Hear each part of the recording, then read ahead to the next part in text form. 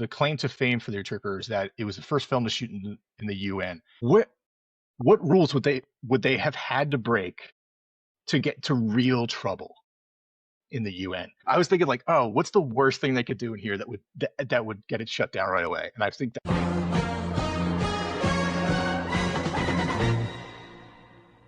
25 is the 20th anniversary of Joe Loves Crappy Movies, and we are taking a look back at some of the movies of Joe Loves Crappy Movies.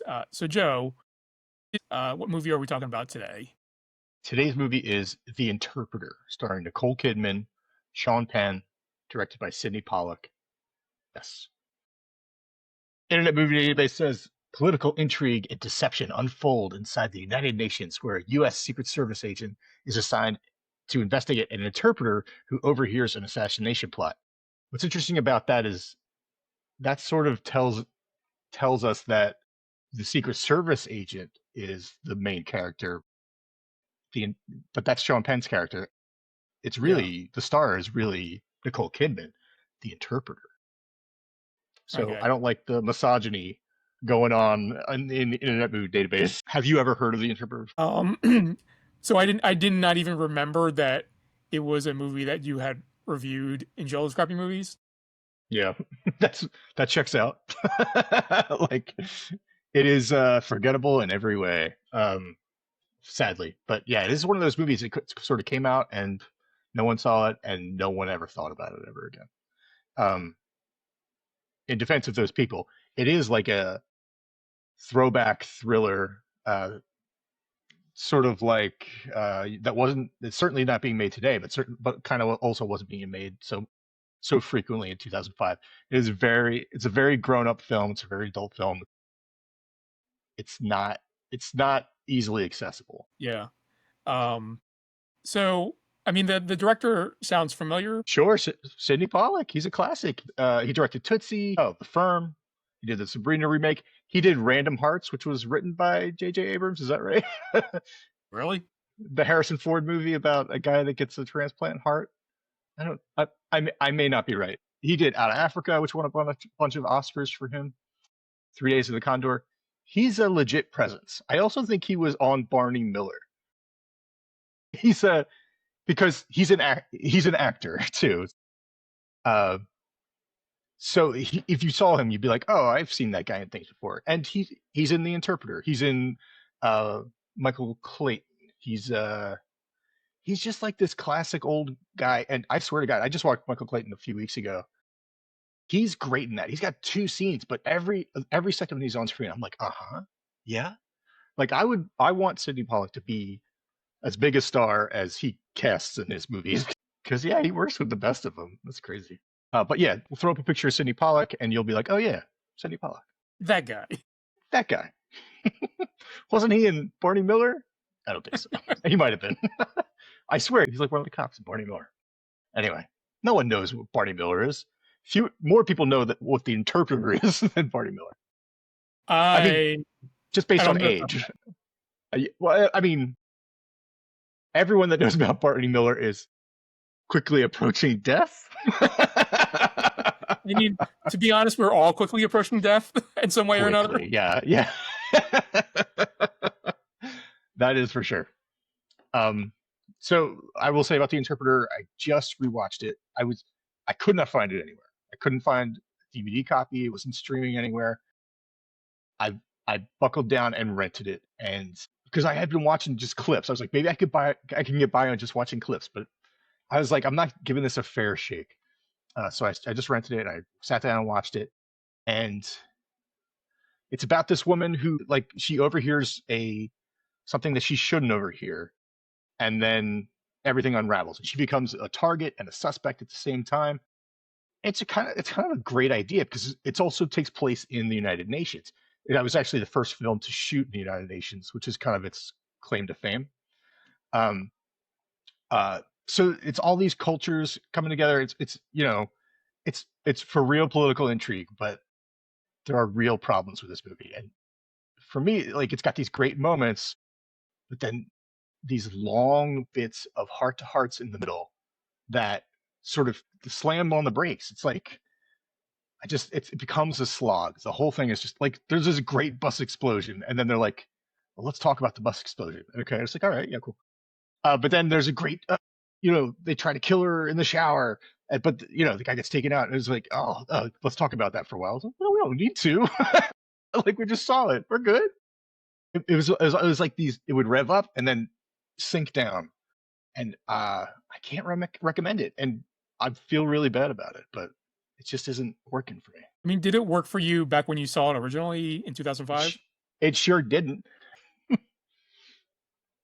If you go read my review, you'll see the person that I blame, and there's really only one person to blame. It's me. I blame myself. Even at the time, I was like, "This is a real film, and I just don't get it. Like, it's too grown up for this man child. Like, I'm the problem." And I might lean that way a little bit now, still, because it is really sophisticated. It's it's really well cast, and like they're great. Penn and Kimmin make it look easy. They make it look effortless. Like they're really really good, and there are moments that are so much fun to watch with them, but there are other moments where I'm like, is this still happening? Can we just move on? And I think it's significant brain rot. I'm gonna lay it on me. It's got to be my fault. Yeah. So the titular interpreter is Nicole Kidman. Is that correct? That's right. And she overhears something that she shouldn't have heard. That's right. Is it because like it's being spoken in a different language and she can understand that language because she's an interpreter? Is that the whole setup? I mean, yes, but no. She understands what's being said. It's true. It's very true that if anybody else had picked up the phone or the headset that she was on, they would have been like, "Oh, this is a language I don't understand," and there would have been no beef. But she's like one of the only people in the whole building or in the whole city that would be able to understand that. So yeah, that's true. That scene's interesting though because she picks it up and you hear them like whispering, like two people whispering on the other side. And at first you're like, what did they say? What is that? And like halfway through what they're saying, you realize that they're speaking another language and you wouldn't be able to understand it anyway. And I thought like, oh, this is strange. Like how are we supposed to know like how to feel about this? Like, because we don't know what they said. And I thought it would almost be better if we couldn't hear it at all. If it was just like inaudible whispers. And like she's listening, and then we could just focus on her reaction to it. Like, this is Nicole Kidman. She can make it work. She can make it great. And I was so distracted by like trying to figure it out that I was like out of the moment. But that's seriously overanalyzing a movie that doesn't need to be. But yeah, she overhears this thing and it goes to hell. Okay. So I guess you obviously don't own this movie on DVD because you rented it. I do not own this movie. And I almost did. I was like, am I going to rent this or am I going to buy it? Like, what's the price difference? But I'm glad I didn't buy it because I really don't think I'd revisit it. But who knows? In 20 or 30 years, I might be able to finally get it. So I'll let you know. So let me ask you this instead, because I know you don't own it. Was it worth the rental to watch it again? I'm glad for my own peace of mind that I did watch it again. I would hate to talk about it. I would hate to say terrible things about a movie and not haven't revisited it recently. So I'm glad I did. But if we weren't doing this, there's no way that I would have paid money to see it. No, there's no chance. Which is crazy. It's Sidney Pollack. It's Nicole Kidman. It's Sean Penn. This should be easy fun. Yeah.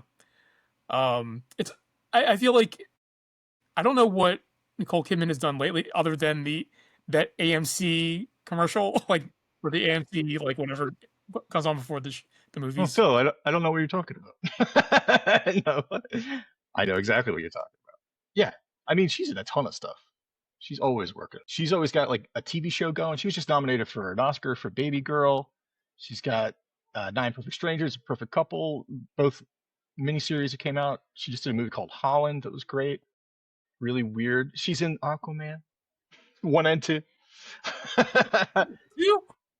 So like, if you look at her internet IMDb, she's got at least 2 projects a year. At least.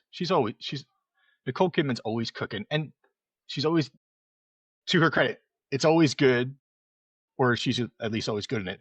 And also to her credit, she made a vow maybe 10 years ago to work with a female director every single year, and she has. She's been true to that. So she's keeping it real. Unlike the description of the interpreter, which leans way too much in the male direction. So I guess, are there any other movies that you would recommend kind of in this vein? God, I didn't even. You can't even. I don't. It sounds like you're not going to recommend The Interpreter to anyone I unless they're won't. maybe like 70 years old. Maybe. Hey, Grandpa, I got a movie for you. You like Sean Penn, right? Yeah, he was in Fast Times. I don't know. I to be honest, I didn't think about what I would recommend in place of this. Like a political thriller, like All the King's Men, maybe, or um, oh, that movie. That movie, the character in that movie reminds me a lot of our current president. And there's something that happens in this movie. They talk a lot about how even a failed assassination attempt can give someone unimaginable power. Like it's a big thing in the final act of this movie. Yeah. They talk about, um, and that also makes me think of Trump. So, so All the King's Men, watch that. It's real good. Okay. Not the Sean Penn one. Sean Penn remade it, not that one. Although he's fine, but there's an old one that's good. The old one's good. Okay, so there is one thing. Like I said earlier, the claim to fame for the Interpreter is that it was the first film to shoot in the UN. I watched a lot of interviews with Sidney Pollack when he's talking about this movie, and everyone would ask him about this because it was kind of a big deal. Especially because like everyone would say like, "Oh, you're the first one." Like even Hitchcock tried to do it for North by Northwest, and they wouldn't let him shoot in the UN. And Sidney Pollack's like, anybody can shoot in there. Like that was that was a million years ago. And like now, people are looser now. As long as you're not breaking the rules, you can do it. And to the film's credit, it looks great. Like everything's cool. Like it's beautiful. It's interesting to see inside that world that we only see glimpses of it, like fake glimpses of in movies, in other movies. So as its claim to fame, it's good. It does what it should with it. It does it well. But there were scenes where I was like, what rules would they have had to break to get to real trouble in the UN? Because Sidney Pollack in his interviews would talk about like we'd give them the script and say like, oh, can we do this? Can we do that? And they never like complained or anything. The scenes would come up and I'd be like, I mean, they're going to kill somebody in this scene. Like that's pretty bad. Like you don't want to vilify certain nations. The bad nation in this movie is fake. Like they make up a fake nation. Okay. So that's a quick get around this. But I mean, there was one scene where it's just Sean Penn and Nicole Kidman in the big room where there's those long tables, and here's Mexico and here's America and here's all the different things. And it's just the two of them, and I was like, if they started banging, that would not go over. Like I was thinking like, oh, what's the worst thing they could do in here that would get it shut down right away? And I think that's it. A sex scene in the big room, that would not be cool. So you mentioned that Sidney Pollack was the first, or The Interpreter was the first movie shot at the UN, and that other movies have tried to be like use the UN as I guess like a location. Mm-hmm. Did like how did Sidney Pollack get this done? He doesn't really talk about that. In the interviews that I listened to anyway. He just kind of, asked and they said yes. I'm sure him having sort of pedigree was a big deal. I'm sure Nicole Kidman's name was a huge deal, especially, I mean, not that she's not a big star now, but like in 2005, that was, she was like top of the world. So that's like star power got them in, and that would be my guess. I tried to Google though what movies since have been shot in the UN, and I could not find a damn thing. It would just be like this movie takes place in the UN, and it's like maybe it might take place there. It doesn't mean it was shot there. So I couldn't find anything conclusive.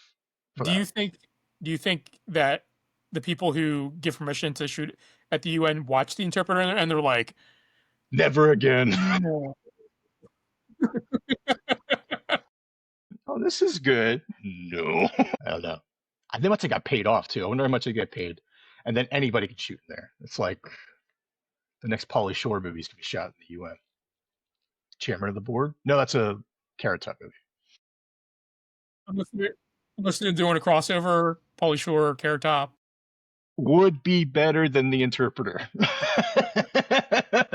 I am imagining like the poster being like Pauly Shore and then Carrot Top next to each other at like the UN, like whatever that big room is called, like each representing a different country and like yelling at each other. Yeah. Yeah, and like throwing pies at each other, because why not? Yeah, that would be more interesting than The Interpreter. Also, rest in peace, Sidney Pollack. R.I.P. Rest in power, King. Any other thoughts before we go? I feel bad that it's the first real movie, like it's the first sophisticated and mature movie that I've tackled in the JLCM Crack movies. Like it, up to this point, the first 15 movies or whatever. I feel like it's the first one I tackled, and it's the first one I really didn't like. Again, it comes back on me. I feel bad. I feel like it's my fault. So take that for whatever it's worth. But I can't wait to see if there's another sophisticated movie that comes out that I really love. What is coming up next? Do you know? Next is XXX State of the Union. That's the second one. Not the next movie. I mean, no way. No. The next movie is not sophisticated. No. And for those of you who are watching, if you remember, we're keeping count of the movies that I've watched. This is not a movie that I've watched. So now it's like 2? It's 2 for like, I don't know, like 10 or 11 at this point. 2 for 10 or 11, yeah. I should say, I went into the basement the other day to get into my DVD bins because my son and I are watching all the Marvel movies, including like the pre-MCU movies. And he's like, I want to see The Punisher. Also not streaming anywhere right now for some reason. But I know I owned it, so we went in the basement to dig it up, and I found it. I have like a special case, and it's not in there. I have to. So that sucks. But while I was down there, I also pulled out some other stuff, including Sin City on DVD. Nice big chunky version of it. It comes with one of the books, that Yellow Bastard, I think. Yeah. So that's cool. I feel like I might have that version as well. Yeah, this is a good version. I think it made the rounds for sure, where everyone was like, "Oh, that's cool." Let's see. Let's take it up. I'm just getting a quick unboxing. I know I've opened it before. Where does it open? Come on, Sin City, come out. Okay. Very nice. Very nice. Look at that. Anyway, City and less glamorous, the blockbuster version of Fever. Ooh. But those are the first 2 movies, and confirmed I do own them on DVD. So for what that's worth. It almost makes me want to do an over-under on how many of these do you own of the ones that were reviewed.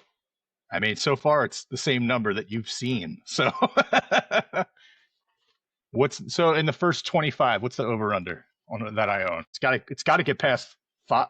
We said would see 5. Is that right? Is that what we said? I don't remember, but so. We can go back and look at the tape. Yeah. But for me, it's 2. What do you want to put a number down? Of the first like 25, you said? I would go as high as 15. Really? All right. You want a lot of movies. I do. Spoiler alert for next week. Already more movies that you own than I've watched. That's true. All right, everyone. If you've seen The Interpreter and you liked it, that's too big. That's 2 big mountains to climb. Seen it and liked it. Just say seen it. Let us know what you thought about The Interpreter. If you've heard of The Interpreter, ring the bell, subscribe. All right, but we will catch you all next time.